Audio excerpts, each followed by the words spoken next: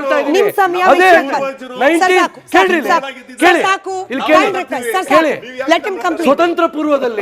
ಸ್ವತಂತ್ರ ಪೂರ್ವದಲ್ಲಿ ಒಂದೇ ಮಾತರಂ ಈ 6 ಸ್ಟಾಂಜಾಗಳು ಬಿಡಿ, ಒಂದೇ ಮಾತರಂ ಅನ್ನುವಂತ ಹೆಸರು ಅನ್ನುವಂತ ಆ 2 ಘೋಷ ಇದೆಯಲ್ಲ, ಅದೇ ಇವರಿಗೆ ವಿರುದ್ಧ ಆಗಿತ್ತು. ಮುಸ್ಲಿಂ ಲೀಗ್ ಒಂದೇ ಮಾತರಂಗೆ ವಿರುದ್ಧವಾಗಿ ಅಲ್ಲಾಹು ಅಕ್ಬರ್ ಅಂತ ಹೋದ್ರು. ಮಹಾತ್ಮ ಗಾಂಧೀಜಿ ಅವರು, ಈ ಕಾಂಗ್ರೆಸ್ನ ಕೆಲವರು ಆ ವಿಚಾರವಾಗಿ ಖ್ಯಾತಿ ಅಂತ ತೆಗಿತಾರೆ. ಅವರಿಗೆ ಅದು ಪ್ರವೋಕಿಂಗ್ ಅಂತ ಕಾಂಗ್ರೆಸ್ಗೆ ಅನ್ಸುತ್ತೆ. ಜವಾಹರ್ಲಾಲ್ ನೆಹರು ಅವಾಗ ಅದನ್ನು ವಿರೋಧ ಮಾಡಲಿಕ್ಕೆ ಪ್ರಾರಂಭ ಮಾಡ್ತಾರೆ. ಇದು ಹಿಂದೂ ಧರ್ಮದಲ್ಲಿ, ಹಿಂದೂ ಪರಂಪರೆಯಲ್ಲಿ ಹುಟ್ಟಿದಂತ ಯಾವುದೇ ಮತಧರ್ಮಗಳಿಗೆ ಇದರ ಆಕ್ಷೇಪ ಇರಲಿಲ್ಲ. ಮುಸಲ್ಮಾನರಿಗೆ ಮಾತ್ರ ಆಕ್ಷೇಪ ಇದ್ದಿದ್ದು ಒಂದೇ ಮಾತರಂ ಅನ್ನುವಂಥದ್ದು. ಸೊ ಆದ ಕಾರಣ ಇವತ್ತು ನಮ್ಮ ಹಿಸ್ಟಾರಿಕಲ್ ರಾಂಗ್ಸ್ ಯಾವುದಾಗಿದೆ ಅದನ್ನು ಕರೆಕ್ಟ್ ಮಾಡುವಂತ ವ್ಯವಸ್ಥೆಗಳು ಇವತ್ತು ಆಗ್ತಾ ಇದೆ. ಅದನ್ನು ಭಾರತೀಯ ಜನತಾ ಪಾರ್ಟಿಯ ಸರ್ಕಾರ ಮಾಡ್ತಾ ಇದೆ. ಸೊ ಅದು ಅವ್ರು ತಿಳ್ಕೊಳ್ಬೇಕು. ಸರ್, ಯಡಳ್ಳಿ ಅವರು ಈಗ ತುಷ್ಟೀಕರಣ ಅಂತ ಹೇಳುವಾಗ ಬಿಜೆಪಿ ಕಡೆಯಿಂದ ಬರುವ ಆಕ್ಷೇಪಗಳಂದ್ರೆ ಕೇವಲ ಒಂದೇ ಮಾತ್ರ ಅಲ್ಲ, ರಾಮ ಜನ್ಮಭೂಮಿ ವಿಚಾರದಲ್ಲೂ ಕೂಡ ಕಾಂಗ್ರೆಸ್ ವಿರೋಧ ಮಾಡ್ತು. ಕಾರಣ ತುಷ್ಟೀಕರಣ. ಬೇರೆ ಎಲ್ಲ ಬಿಟ್ಟಾಕಿ ಹಿಂದೂ ವಿಚಾರನ ಕೈ ಹಾಕೋದ್ ಬೇಡ, ಶಾಬಾನು ತೀರ್ಪನ್ನೇ ವಿರೋಧ ಮಾಡ್ಲಿಕ್ಕೆ ಯಾಕೆ ಹೋದ್ರು?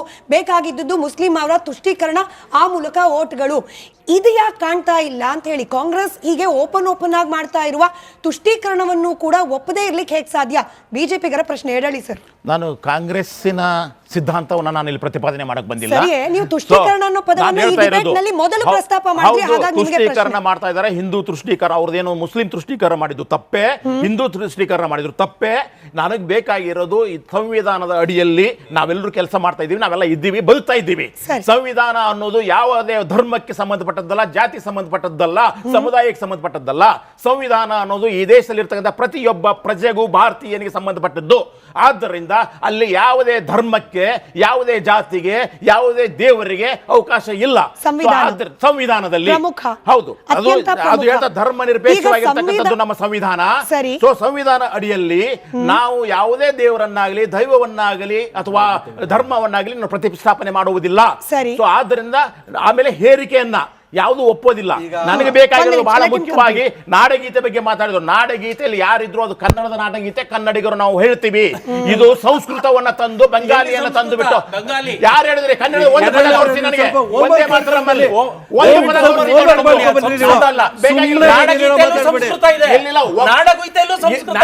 ಒಂದು ಪದ ಅಲ್ಲ, ಅದು ಪೂರ್ತಿಯಾಗಿ ಕನ್ನಡದಲ್ಲಿ ನಾನು ಹೇಳ್ತಾ ಇರೋದು.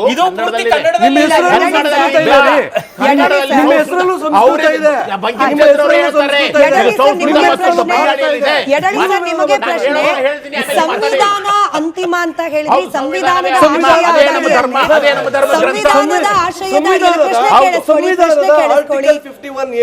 ಸಂವಿಧಾನದ ಆರ್ಟಿಕಲ್ 51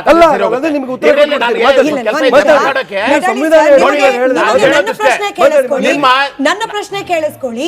ಸಂವಿಧಾನದ ಆಶಯಗಳ ಅಡಿಯಲ್ಲೇನೆ ತಂದ ನಿಯಮ. ನಮ್ಮ ನ್ಯಾಷನಲ್ ಆಂಥಮ್ಗೆ ಎಷ್ಟು ಗೌರವಾಧಾರಗಳನ್ನ ಕೊಡ್ತೀವೋ ಅಷ್ಟೇ ಗೌರವಾಧಾರವನ್ನ ನಾವು ಒಂದೇ ಮಾತ್ರಮಗೂ ಕೊಡಬೇಕು. ಈಗ ಕೇಂದ್ರ ಸರ್ಕಾರ ತರ್ತಾ ಇರುವ ನಿಯಮ ಕೂಡ ಸಂವಿಧಾನದ ಆಶಯದ ಅಡಿಯಲ್ಲೇನೆ ಪೂರ್ಣ ಗೀತೆಯನ್ನ ಹಾಡಬೇಕು ಅಂತ ತರ್ತಿರುವಾಗ ಆಕ್ಷೇಪ ಯಾಕೆ? ಇಲ್ಲಿ ಎಲ್ಲಿ ಅನ್ಕಾನ್ಸ್ಟಿಟ್ಯೂಷನಲ್ ವೇ ತರಲಾಗ್ತಾ ಇದೆ, ಎಲ್ಲಿ ಅನ್ಕಾನ್ಸ್ಟಿಟ್ಯೂಷನಲಿ ಈ 6 ಸ್ಟ್ಯಾನ್ಸ್ಗಳನ್ನು ಅಳವಡಿಸುವ ಪ್ರಯತ್ನ ಮಾಡಲಾಗ್ತಾ ಇದೆ?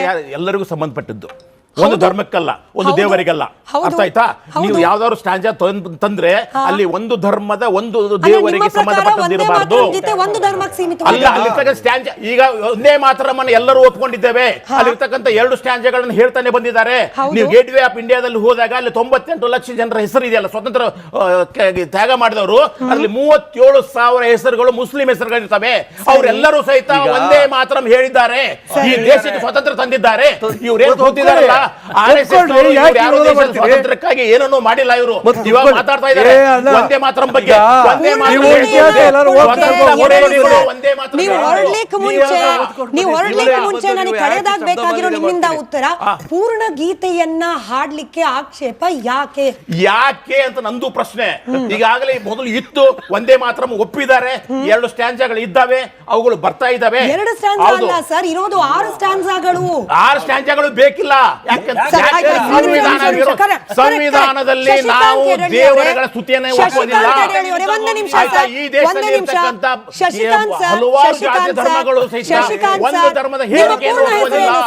ನಿಮ್ಮ ಪೂರ್ಣ ಹೆಸರು ನಿಮಿಷ ವಿಕಾಸ್ ಸರ್, ಒಂದು ನಿಮಿಷ ವಿಕಾಸ್ ಸರ್, ನಿಮ್ಮ ಪೂರ್ಣ ಹೆಸರು ಸರ್ ಶಶಿಕಾಂತ್ ಸರ್, ನಿಮ್ಮ ಪೂರ್ಣ ಹೆಸರು ನಿಮ್ಮದು ಹಿಂದೂ ಧರ್ಮ, ನಿಮ್ಮದು ಒಂದು ನಿಮಿಷ ನಿಮ್ಮದು ಹಿಂದೂ ಧರ್ಮ, ನಿಮ್ಮದು ಅಲ್ಲ ಸಂವಿಧಾನ ಧರ್ಮ ಅಲ್ಲ, ಸಂವಿಧಾನ ವಿರುದ್ಧವಾದ ಕೆಲಸವನ್ನು ಮಾಡ್ತಾ ಇರೋದು.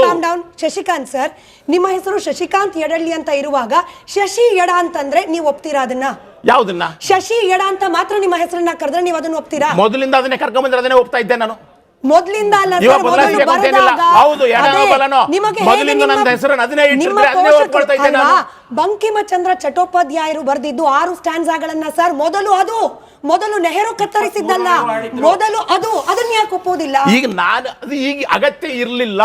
ನಾನು ಹೇಳ್ತಾ ಇರೋದು ಈ ದೇಶ ನಿಮ್ಮ ಒಂದು ಧರ್ಮಕ್ಕಲ್ಲ, ಒಂದು ಜಾತಿಗಲ್ಲ, ಒಂದು ದೇವರಿಗಲ್ಲ, ಅಲ್ಲಿರ್ತಕ್ಕಂಥದ್ದು ಈ ಭೂಮಿ, ಈ ದೇಶದ ಭೂಮಿ ಎಲ್ಲರಿಗೂ ಸಂಬಂಧಪಟ್ಟದ್ದು. ಈ ದೇಶದ ಭೂಮಿಯನ್ನ ಈ ದೇಶದ ಭೂಮಿ, ಈ ನನ್ನ ನೆಲ, ಈ ಮಾತೃಭೂಮಿ ಇದೆಲ್ಲ ಒಂದು ಸೇರಿ ಶಶಿಕಾಂತ್ ಯಡಳ್ಳಿ ಅವರು 30 ಸೆಕೆಂಡ್ ಆನ್ ಏರ್, 30 ಸೆಕೆಂಡ್ ಅವರು ಹೊರಗಡೆ, 30 ಸೆಕೆಂಡ್ 30 ಸೆಕೆಂಡ್ ಸುಮ್ಮನೆ. ಈ ದೇಶದ ಮಾತೃಭೂಮಿ ಅಂತ ಏನಿದೆ ಅಲ್ವಾ, ಈ ದೇಶದಲ್ಲಿ ಹುಟ್ಟಿದಂತ, ಈ ದೇಶದಲ್ಲಿ ಇರ್ತಕ್ಕಂಥ ಪ್ರತಿಯೊಬ್ಬರಿಗೂ ಸಂಬಂಧಪಟ್ಟದ್ದು. ಅದು ಯಾವುದೇ ಧರ್ಮದಲ್ಲಿ ಇದ್ರೂ ಸಹಿತ ಎಲ್ಲರಿಗೂ ಸಂಬಂಧಪಟ್ಟದ್ದು. ಆದ್ರೆ ನಾನು ಒಂದು ಧರ್ಮದ ದೇವತೆಯನ್ನ ಈ ಭೂಮಿಗೆ ಕಾಣ್ತಾ ಇದ್ದೀನಿ, ನಾನು ಆರಾಧಿಸ್ತಾ ಇದ್ದೀನಿ, ಅದಕ್ಕೆ ಎಲ್ಲರೂ ಸಹಿತ ಆರಾಧಿಸಬೇಕು, ಕಡ್ಡಾಯ. ನೀನು ಆರಾಧಿಸ್ತಾ ಇದ್ರೆ ನಿನಗೆ 3 ವರ್ಷ ಶಿಕ್ಷೆ ಕೊಡ್ತೀನಿ ಅನ್ನೋದಿದೆಯಲ್ಲ, ನಿಮ್ಮ ಮಣ್ಣಿನಲ್ಲ, ನಿಮ್ಮ ಸಂಸ್ಕೃತಿ ಅದು. ಈ ಮಣ್ಣಿನ ಸಂಸ್ಕೃತಿ ಅಲ್ಲ, ಇದು ಸಂವಿಧಾನವನ್ನು ಗೌರವಿಸಬೇಕು. ಮೂಲಭೂತ ಪ್ರಶ್ನೆಗೆ ಹೋಗ್ಬೇಕು. ಮೂಲಭೂತ ಪ್ರಶ್ನೆಗೆ ಅಶ್ವಿನ್ ಅವರು ಪೂಜೆ ನಿಮ್ಮ ದೇವರುಗಳು ಬೇಡ. ಹೇಳ್ತಾ ಇದ್ದೀನಿ, ಏಕದೇವ ಉಪಾಸಕ ನಾನು. ಲಿಂಗಾಯತದಲ್ಲಿ ನಾವು ಯಾರನ್ನು ಯಾರನ್ನು ಇಷ್ಟಪಡುವುದಿಲ್ಲ. ಆದ್ದರಿಂದ ನನಗೆ ದುರ್ಗೆ, ಸರಸ್ವತಿ ಇವರೆಲ್ಲರಿಗಿಂತ ಹೆಚ್ಚಾಗಿ ನನ್ನ ಧರ್ಮದ, ನನ್ನ ದೇವರಿದಾರಲ್ಲ, ಇಷ್ಟ ಲಿಂಗ ಉಳಿದಿದ್ದೆಲ್ಲ ಮತ ಅಲ್ಲ.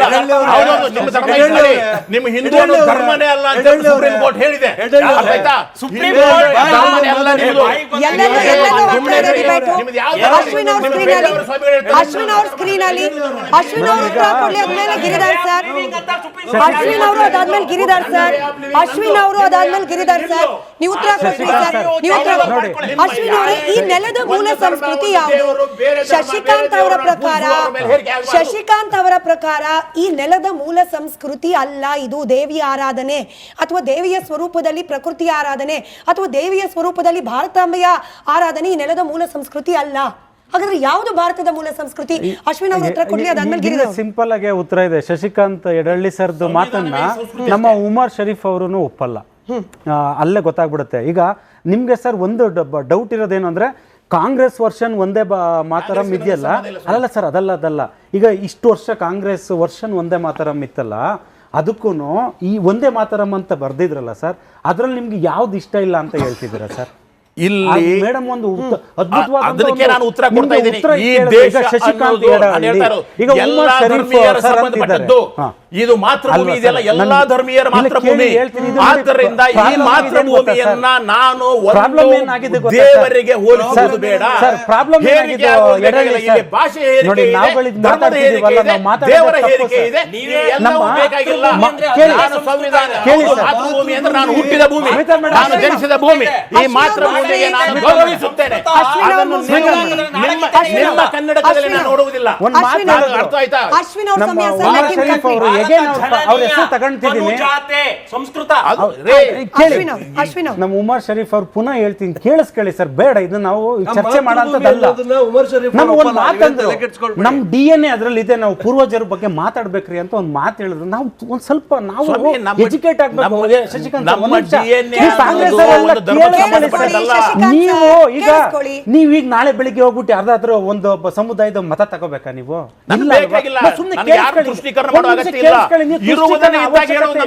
ಕೇಳಿಸ್ಕೊಳ್ಳಿ ಸರ್. ಎಲ್ರು ಹಿಂದೆ ಈಗ 37,000 ಜನ ಮುಸಲ್ಮಾನರು ನಮ್ಮ ದೇಶಕ್ಕೆ ಪ್ರಾಣ ತೆತ್ತಿದ್ದಾರೆ ಅಂತ ಹೇಳ್ತಿದ್ದೀರಾ. ಅಂದಾಗ ಕೇಳಿಸ್ಕೊಳ್ಳಿ ಸರ್, ಅವರೆಲ್ಲ ಹೋರಾಟದ ಫಲ ಇವತ್ತು ಭಾರತ ದೇಶ ಈ ಮಟ್ಟಕ್ಕೆ ಸುಭದ್ರವಾಗಿ ಇಲ್ಲಿ ನಿಂತಿದೆ. ಇವತ್ತು 143 ದೇಶದಲ್ಲಿ ಭಾರತ ಹಿಂಗೆ ನೋಡ್ಬೇಕಂದ್ರೆ ಅಷ್ಟು ಈಸಿ ಇಲ್ಲ ಸರ್. ಓವರ್ ನೈಟಲ್ಲಿ ಇವೆಲ್ಲ ಆಗಲ್ಲ. ಎಲ್ಲರೂ ಇದ್ದಾರೆ, ಹಿಂದೂ, ಮುಸಲ್ಮಾನ, ಕ್ರೈಸ್ತ, ಸಿಖ್ ಎಲ್ಲರೂ ಇದ್ದಾರೆ ಸರ್. ಹಾಗಂತ ಅಂದ್ಬಿಟ್ಟು ಒಂದೇ ಮಾತನ್ನು ಹೇಳದೇ ಇರೋರು ಇವಾಗ ಹೇಳ್ತಿದ್ದೀನಿ. ಸ್ಮಿತಾ ಮೇಡಮ್ ಪದೇ ಪದೇ ಕೇಳ್ತಿದ್ದಾರೆ, ಒಬ್ಬ ಶಶಿಕಾಂತ್ ಯಡಳ್ಳಿನ ಹೆಂಗೆಂಗೋ ಹೇಳಕ್ ಆಗಲ್ಲ ಸರ್.